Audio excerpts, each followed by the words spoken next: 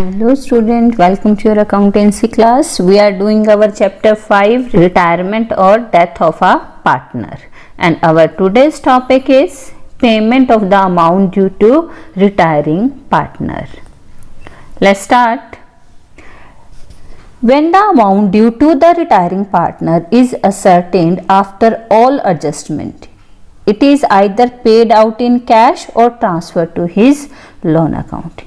कि पार्टनर के capital account में सारी एडजस्टमेंट करने के बाद जो अमाउंट का बैलेंस आता है उसको या तो आप पे ऑफ करोगे कैश में या बैंक से, या फिर अगर आप पे ऑफ नहीं करते हो तो उस अमाउंट को किस में ट्रांसफ़र कर दिया जाएगा, रिटायरिंग पार्टनर के लोन अकाउंट में ट्रांसफ़र कर दिया जाएगा। उसके लिए जनरल एंट्रीज क्या होंगी? First, if the amount is paid in cash और बाय चेक, अगर पेमेंट चेक से की जाती है कैश में की जाती है तो आपकी एंट्री होगी retiring partners capital account to cash और बैंक अकाउंट। डेबिट होगा पार्टनर्स कैपिटल अकाउंट और क्रेडिट होगा कैश या फिर बैंक अकाउंट। सेकेंड ट्रीटमेंट, अगर हम उसकी पेमेंट कैश में नहीं करते, if the amount is not paid in cash the amount due to him will transfer to his loan account, और उसके लिए एंट्री क्या बनेगी, retiring partners capital account to retiring partners loan account. और इस लोन अकाउंट को हम कहाँ शो करेंगे, बैलेंस शीट में लायबिलिटी साइड शो करेंगे जब तक ये कंप्लीटली पे ऑफ नहीं हो जाता। The amount of loan is repaid to him according to the term of agreement, but in the absence of an agreement, अगर कोई एग्रीमेंट नहीं होता तो under section 37 of Indian Partnership Act 1932 is entitled to interest 6% per annum till the loan is paid off। कि अगर कोई agreement नहीं है तो वही आउटसाइड लोन हो गया अभी हमारे लिए, और इस पर कितने परसेंट से इंटरेस्ट दिया जाएगा, 6% से इंटरेस्ट दिया जाएगा जब तक ये पूरा कंप्लीटली पे ऑफ नहीं हो जाता। If nothing is mentioned in the question about the payment of the amount due to retiring partner, it will be transferred to his loan account। अगर क्वेश्चन में कुछ भी मेंशन नहीं है कि उसको पे ऑफ किया गया है या उसको उसके लोन अकाउंट में ट्रांसफ़र किया गया है, नहीं कुछ भी मेंशन नहीं है, तो हम जितना भी रिटायरिंग पार्टनर के कैपिटल अकाउंट में बैलेंस आएगा वो सारा बैलेंस हम किस में ट्रांसफ़र कर देंगे, उसके लोन अकाउंट में ट्रांसफ़र कर देंगे। Let's understand it with the help of example. ABC were partners sharing profit and losses in the ratio of 5:3:2. Their balance sheet as at 1st April 2018 was as follow. Liabilities are given. Creditors Employees Provident Fund, ये outside liability हैं इसलिए किस में transfer होंगी, ये अगर इनमें कोई चेंज हुआ है तो रिवैल्यूएशन अकाउंट में ट्रांसफ़र होगी, अगर कोई चेंज नहीं हुआ है तो ये सीधा बैलेंस शीट में ही आएंगी। नेक्स्ट है रिजर्व फंड, ये एक्यूमुलेटेड प्रॉफिट एंड रिजर्व है जो किस में डिस्ट्रीब्यूट होता है, पार्टनर्स में डिस्ट्रीब्यूट होता है। कौन सी रेशो में, ऑल पार्टनर्स में डिस्ट्रीब्यूट होगा, ऑल रेशो में डिस्ट्रीब्यूट होगा।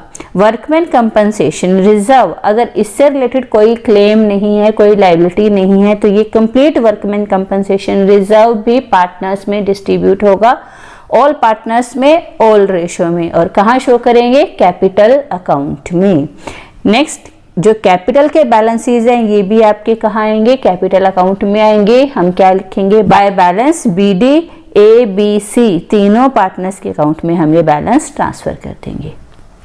उसके बाद नेक्स्ट है, नेक्स्ट जो एसेट्स हैं, cash, debtor, stock, furniture, patent, buildings, ये जो सब हैं ये हमारे रिवोल्यूशन के पार्ट बनेंगे। अगर इनमें कोई चेंज होता है इनकी वैल्यू रिवाइज्ड होती है, अगर इनकी वैल्यू में कोई चेंज नहीं होता तो ये as it is closing balance sheet में शो हो जाएंगी।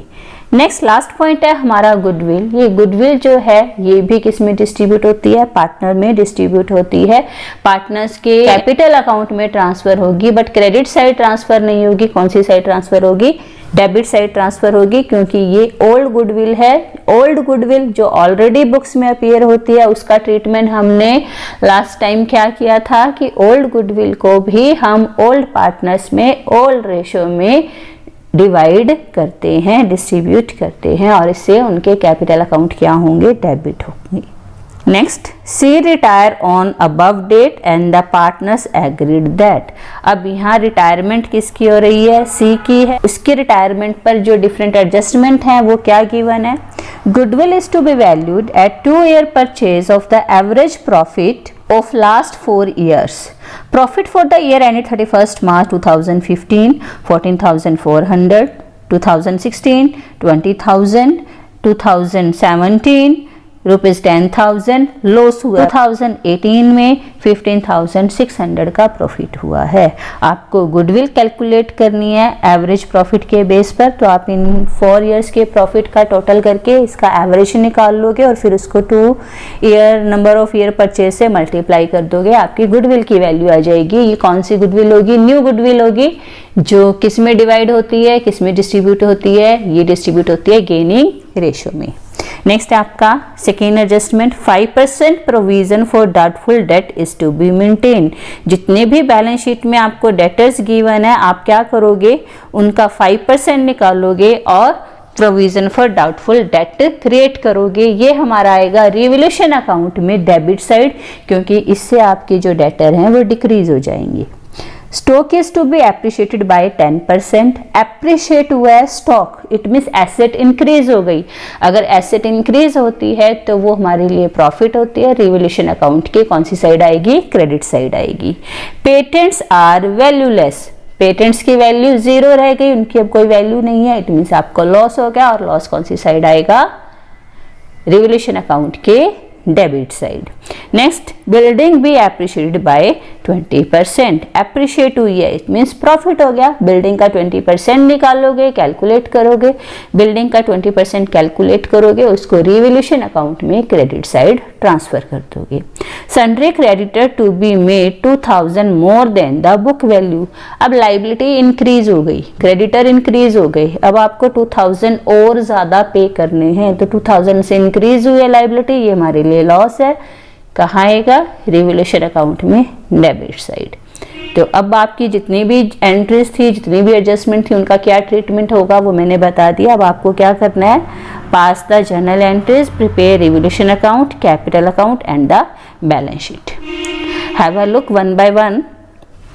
सबसे पहले क्या कैलकुलेट होगी? अब गुडविल कैलकुलेट होगी। आप क्या करोगे? सबसे पहले 4 ईयर के प्रॉफिट को ऐड लेस करोगे, जो लॉस है उसको हमने लेस कर दिया, बाकी प्रॉफिट को ऐड कर दिया।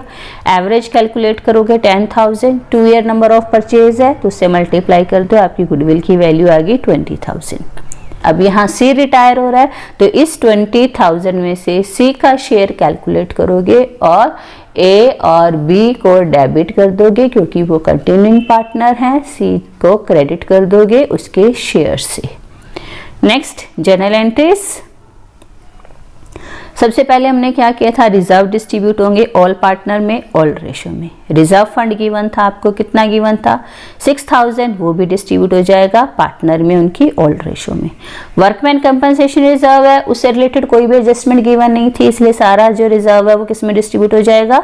पार्टनर में डिस्ट्रीब्यूट हो जाएगा। थर्ड, रिवोल्यूशन अकाउंट डेबिट हुआ है, प्रोविजन फॉर डाउटफुल डेट से पेटेंट वैल्यूलेस रह गए थे, सन्ड्री क्रेडिटर इंक्रीज हो गए थे, तो इनसे आपका क्या होगा? रिवोल्यूशन अकाउंट डेबिट होगा। रिवोल्यूशन अकाउंट क्रेडिट हुआ है किस किस से? स्टॉक एप्रिशिएट हुआ था, बिल्डिंग एप्रिशिएट हुई थी, तो ये आपके रिवोल्यूशन अकाउंट को क्रेडिट करेंगे। अब ओवरऑल प्रॉफिट और लॉस किस में डिस्ट्रीब्यूट हो जाएगा? रिवोल्यूशन का पार्टनर्स कैपिटल अकाउंट में, और वो कितना आया है? 9,600। ये भी ऑल पार्टनर में ऑल प्रॉफिट शेयरिंग रेशियो में डिवाइड हो जाएगा।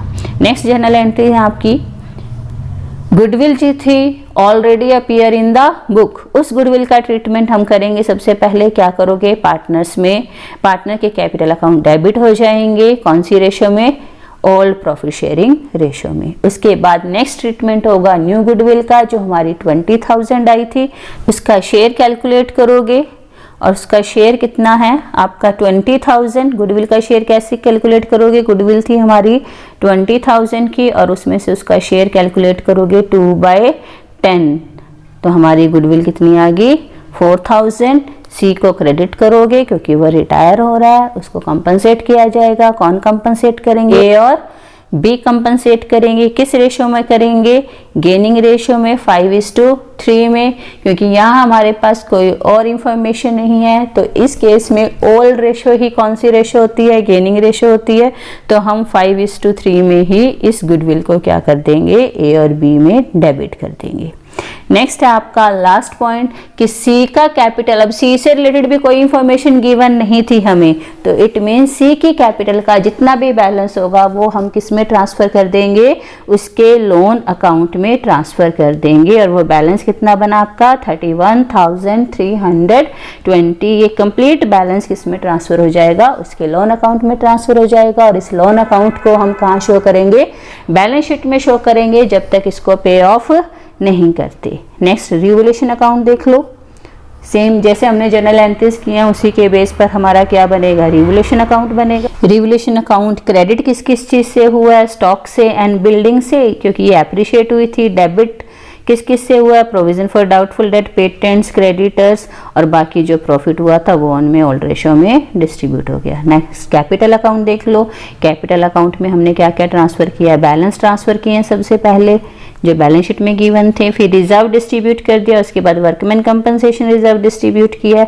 रिवोल्यूशन का जो प्रॉफिट और लॉस हुआ था वो कैपिटल अकाउंट में आ गया। ये हमारी न्यू वाली गुडविल का ट्रीटमेंट है, ये हमारा ओल्ड गुडविल का ट्रीटमेंट है, already appear in the book जो हमारी गुडविल थी। उसके बाद ये हमारा न्यू वाली गुडविल का ट्रीटमेंट है जिससे ए और बी का कैपिटल अकाउंट क्या हो जाएगा, डेबिट हो जाएगा। और किस में ट्रांसफर कर देंगे, सी में ट्रांसफर कर देंगे। सारी एंट्री कंप्लीट होने के बाद आप क्या करोगे, जो बैलेंस है ए और बी का वो किस में ट्रांसफर होगा, उनके बैलेंस सीडी में ट्रांसफर करोगे।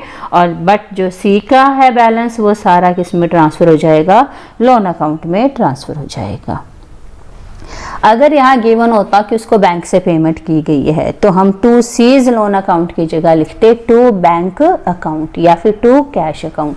अगर ये क्वेश्चन में गिवन होता हाफ उसको पे कर दिया और हाफ उसके लोन अकाउंट में ट्रांसफर कर दिया, तो आप हाफ अमाउंट किस में डालते, टू बैंक अकाउंट में, और हाफ अमाउंट किस में जाती है आपकी, टू सीज लोन अकाउंट में। तो ये 3 टाइप्स के ट्रीटमेंट हैं जो किससे रिलेटेड है, सी को पे ऑफ करने से रिलेटेड है। Next balance sheet.